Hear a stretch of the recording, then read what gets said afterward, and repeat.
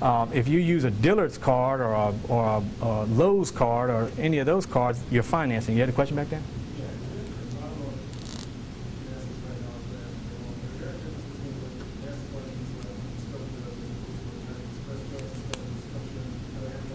A lot of times, you know, the concept that I'm talking about today is like American Express, because American Express, the cards you have there, you have to pay them off at the end of the month.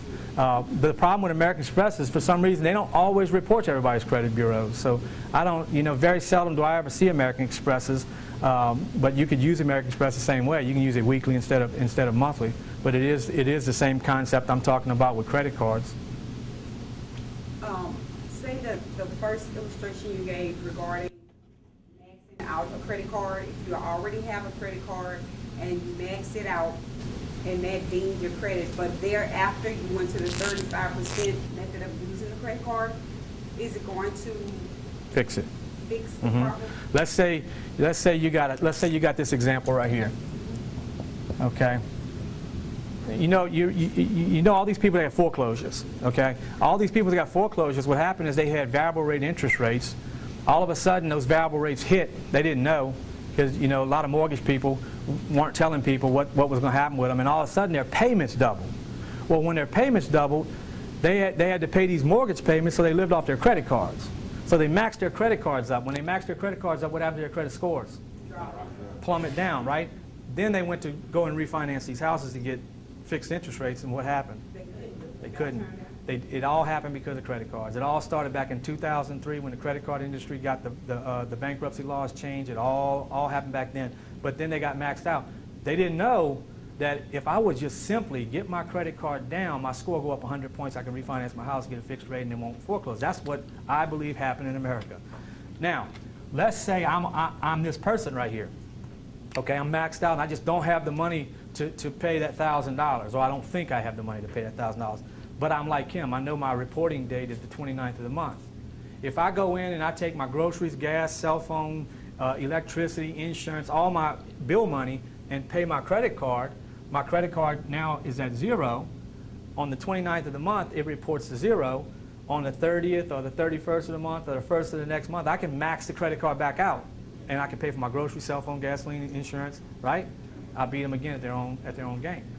So my score is still the highest. Your score literally will be at its highest if, when they report to the credit bureau, your balance is less than 35%. Anybody can do that. When you got 5, 6, 7 credit cards, it's virtually impossible to do this. That's why I say, if you're managing more than just that, I do this for a living, so I have about 7 different credit cards, and I use a lot of different tactics, but I do this for a living. You're working 40 hours a week. I got 40 hours a week to manage credit cards. So it's different. So 2 to 3, that's probably the maximum you want to have. Will your company tell you when your reporting date is? I don't know, how many of y'all's got Capital One? How many of y'all call Capital One's customer service? Who you talk to? What country he's in? They're very, very, very nice people. Very nice people. But sometimes don't understand nothing that you're telling them. Okay?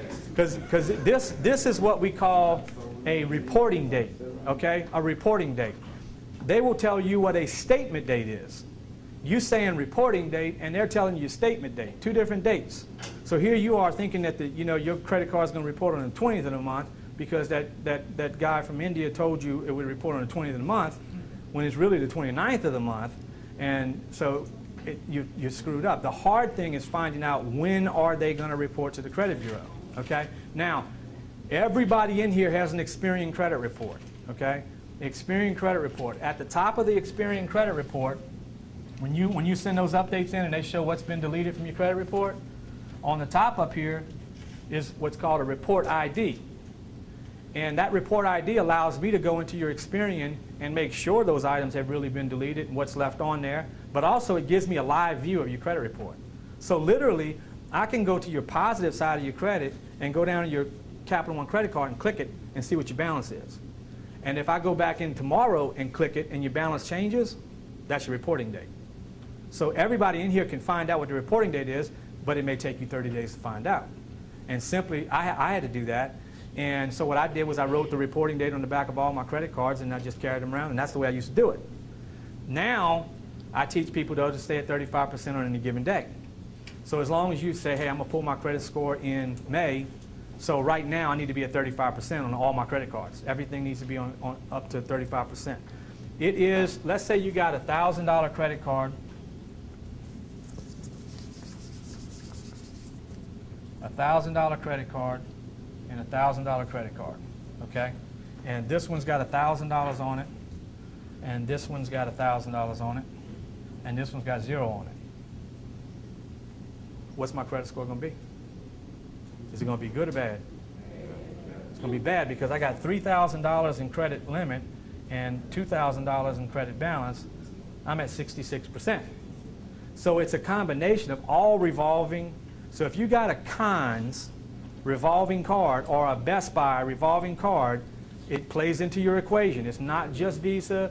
It's not just MasterCard. It plays into the equation. What if I got that?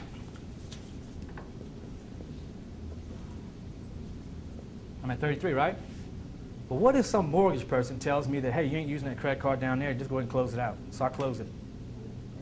Now what did I do? You see, so sometimes you got to watch the advice you get from people that think they know what they're talking about, because now you're at 50%, you dropped your score, didn't increase it.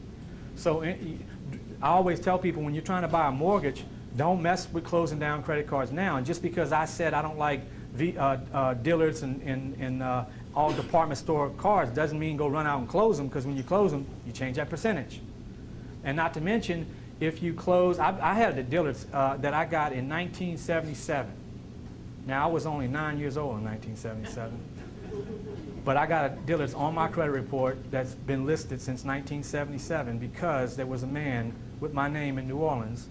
He had a middle initial C, and I had a middle initial A. And somehow, Dillard's gave me a credit card based on his credit. And so when I was 18 years old, I had a credit card on my credit report based on this guy in New Orleans. You know, he was like a 40-year-old man. I was 18 years old. Eventually, somehow, that card ended up with Dillard's giving me a card, changing the C to an A, and so I still have that card active today because of length of history. So I intentionally will go to Dillard's and buy stuff, and sometimes if I don't need something, I'll go buy something from Dillard's and return it, so that I keep activity. So, but with the exception of that kind of thing, if you're not going to go and buy something and use it, eventually you're going to have to close it because it's just going to be a waste. See, if I don't build a payment history, am I hurting or helping my credit? Hurting it. So if I got a Dillard's credit card and I never use it, is that helping me or hurting me? It's hurting me because there's no payment history, no indebtedness, there's no activity. A lot of times people say, well, I got 10 student loans, but they're all maxed out student loans and they're deferred. Is that hurting me or helping me? Anything that doesn't increase the payment history and the indebtedness is hurting my credit score. So if you're hurting your credit score by having 15 student loans open, then you need to open and have more activity on the other loans that you have. So revolving is going to do it. It's going to build you lots of activity so they have something to judge you by. Okay? Yeah. Will increasing the credit limit? Yes. Anybody who leaves here today, that's one of the things you should do is increase your credit limits. Should do that. Think about this. If you're at $1,000 and you're at $750, you're at 75%, right? If I just call the credit card company and request a credit, or Capital Ones can all go to customer service and request a limit increase, and it'll tell you right then and there. If it increases your limit to, let's say, $2,000, what did I do to my credit score? Absolutely. So one of the most important things to do that, huh? Any card that you increase the limit changes the whole percentage. So increasing limits will always raise your credit score. One more question. My daughter needs braces, and I have dental insurance, but I need more money to pay for her braces. And they were offering the care credit card. That Which, enforces the credit card. yes. Pay my braces. If you borrow, Which I plan on paying. if you borrow $2,000 from them and they use $500 on it, it's going to be 25%. But if they give you a limit of whatever you have to pay, it's going to be a maxed out credit card. Okay, so I want to get more than what I really need. Yes. So, yeah. Yes. Okay. You just don't want to use it. Yeah, I don't want to use it, but that would help me out. But if they give you $7,000 and all you use is $1,000, it's going to help your credit score. Yeah. The only thing you're not going to have is the payment history because it's brand new. But it's going to be a new credit. And Care Credit reports to all 3 credit bureaus. When we go for the credit increase on the credit card, if they deny it, will there be a thing against your credit? No. When you go to anybody goes to their own lender, they have a back door into your credit report. So they're not pulling up fresh inquiry. It's what's called an account review. And an account review doesn't have any effect on your credit report. As a matter of fact, when somebody else pulls your credit report, nobody sees account reviews. When you pull your consumer credit report, you'll see what's called an AR, account review, inquiry section on your credit report. And so you can see like Capital One, you'll have an account review, Capital One, and you may see 15 different times Capital One looked at your credit report. And why do you think they're doing that? Limit increases.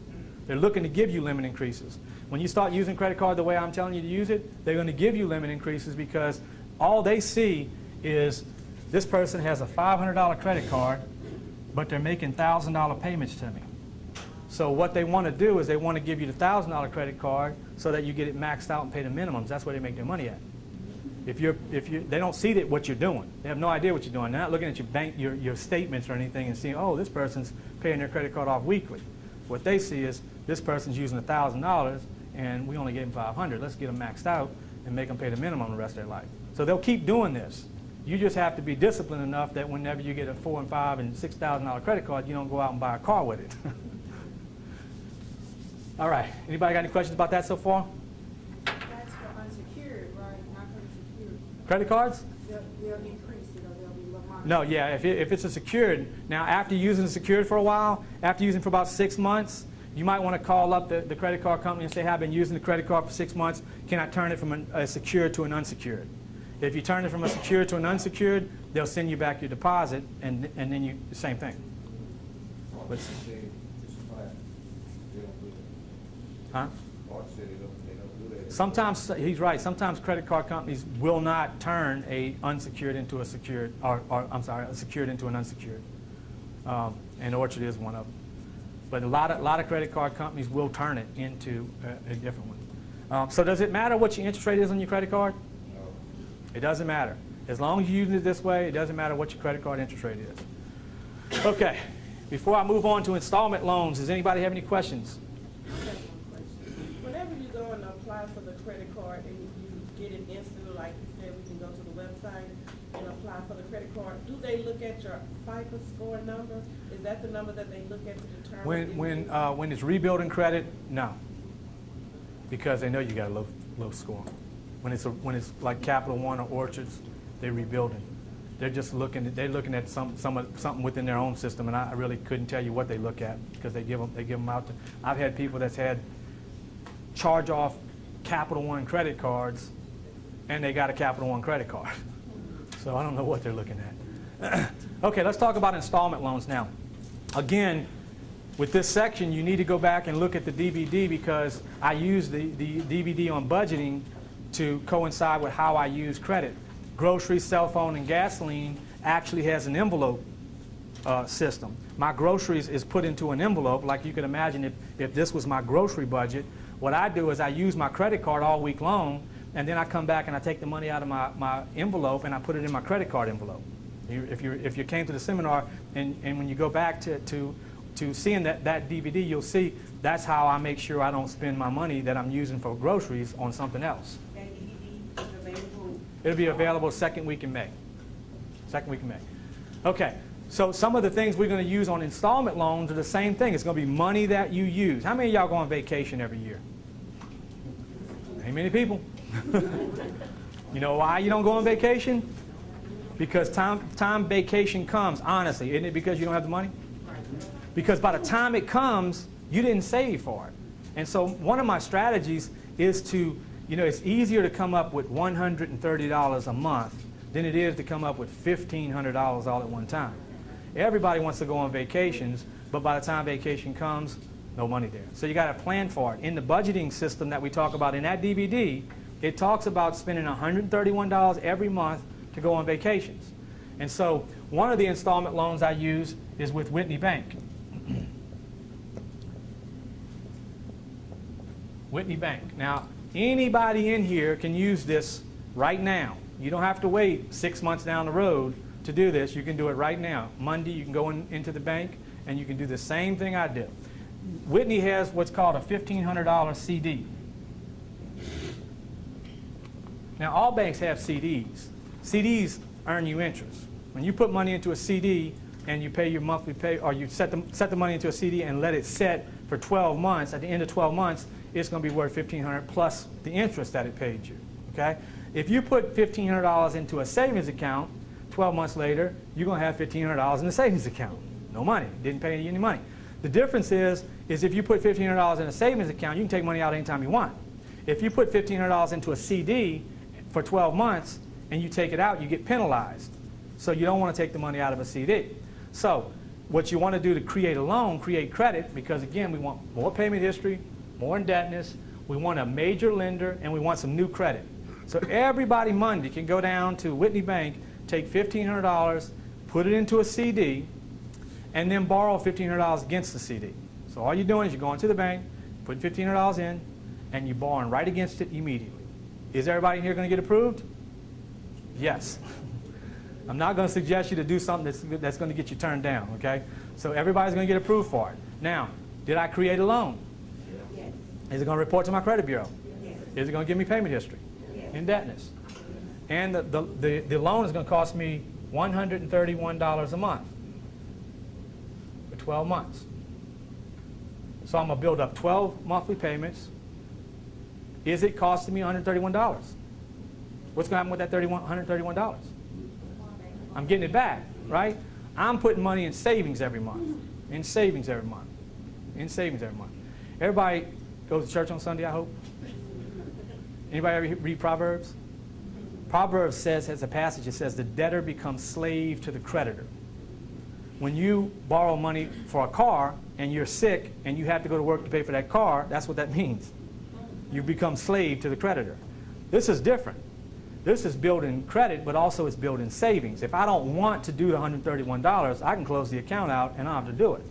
If you don't pay for your car, they're going to come get your car from you. There's a difference. You want to get on a system where you're putting money in the bank and you're using your own money to build credit. So you pay. I use this $1,500 one. I use it as a vacation budget. So every month I put $131 in there, which is only $30, $40 a week. So when you break something down like that, everybody can go on nice cruises and vacations in Disney World if they look at it a week and say, it's only 30 bucks a week. I'll just put $30 aside every week and pay this. At the end of the 12 months, I built my payment history, my indebtedness. I got a major lender on my credit report, and I got new credit. And now at the end of 12 months, it's going to mature. When it matures and I pay my last payment, what should I do? Before I go on vacation, do it again. So you say to the bank, hey, I want to go ahead and renew that CD, and I want to borrow $1,500 against it again. Or 15 plus I want my interest. So I may take $1,600 away from the bank, go on my vacation, I'm still making my $131 a month. Yes, buddy? Would it help if I did the CD and then took that money and told them to put it in an account auto Yes. to pay that off? Yes, because nobody knows you're doing that, and it's still affecting your credit score the same way. 1,500 is the minimum, okay, that they have.